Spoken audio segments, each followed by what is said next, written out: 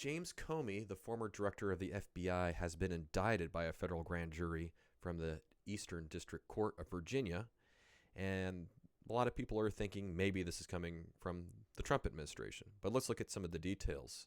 The prosecutor, Lindsay Halligan, this is a person that actually filed this recommendation to have James Comey indicted.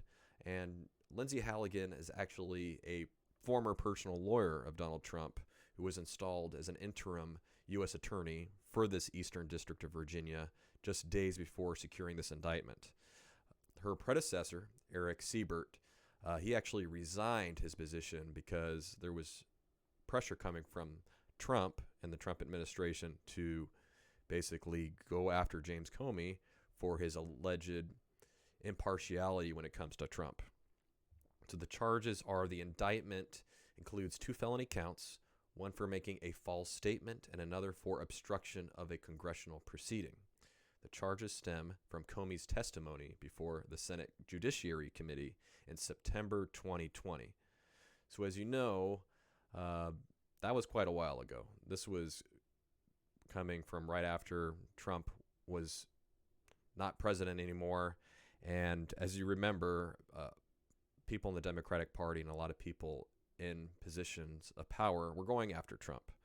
And it kind of seems like Trump is kind of going back at his opponents and saying, hey, you did this to me. Let's see what kind of corruption there was, and let's get to the bottom of this. So the allegations: the Department of Justice alleges that Comey lied under oath when he testified that he had not authorized anyone at the FBI to be an anonymous source in news reports regarding an investigation. So this reportedly refers to an alleged leak by his deputy, Andrew McCabe, concerning the Hillary Clinton email investigation. So as you remember, Hillary Clinton had classified information in an unauthorized server, and a lot of people speculate that James Comey let her off the hook because he didn't go after her. And that shows some political bias, saying that James Comey went after those on the right, particularly Donald Trump, and not someone on his political aisle, the left, with Hillary Clinton. So as you can see, with all this going on, a lot of people on the left are saying, hey, this is a witch hunt, and this is just Trump retaliating against his political foes.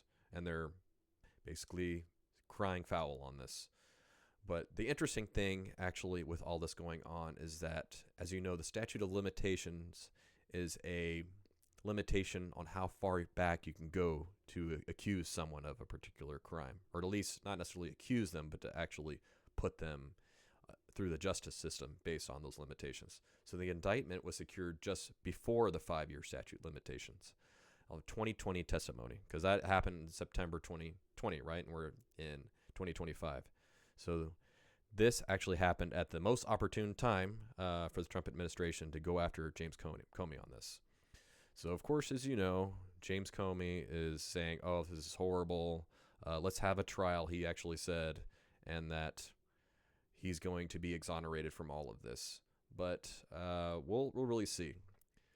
As we know, there's been a lot of disheartening information coming out about the FBI and other people to be over-politicized. So we want the government to be impartial and to have everybody get their day in court, a fair day of court, and it'll be interesting to see how this goes with James Comey.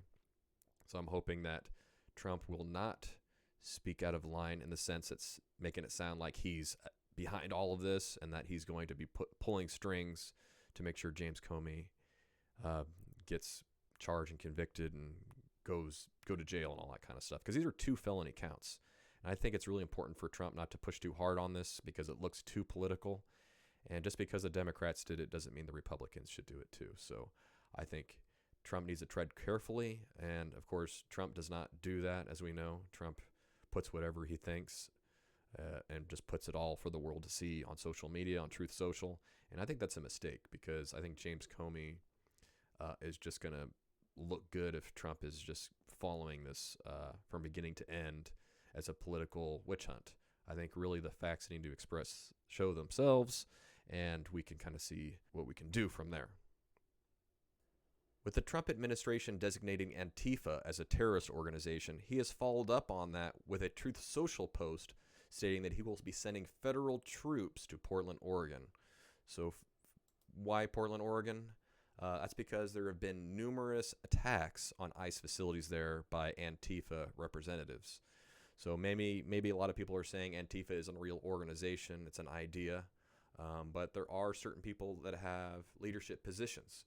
So as you look in social media, there are people saying, hey, let's gather people that are part of Antifa and let's go ahead and go after these facilities and do this and that.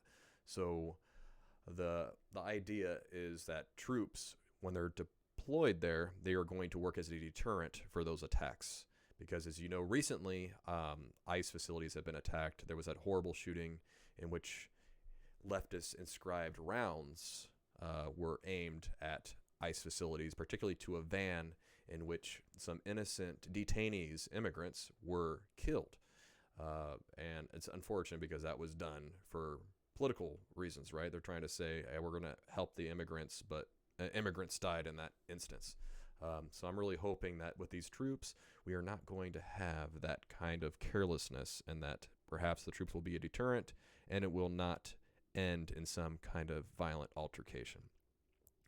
So Trump is basically saying Portland is war-ravaged and has claimed that the ICE facilities are under siege and that Antifa are domestic terrorists, so it needs to be handled that way.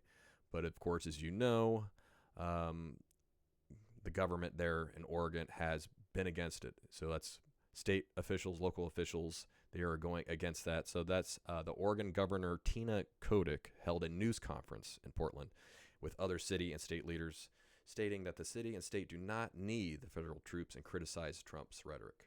And as this sounds familiar, right? What happened in California with Gavin Newsom?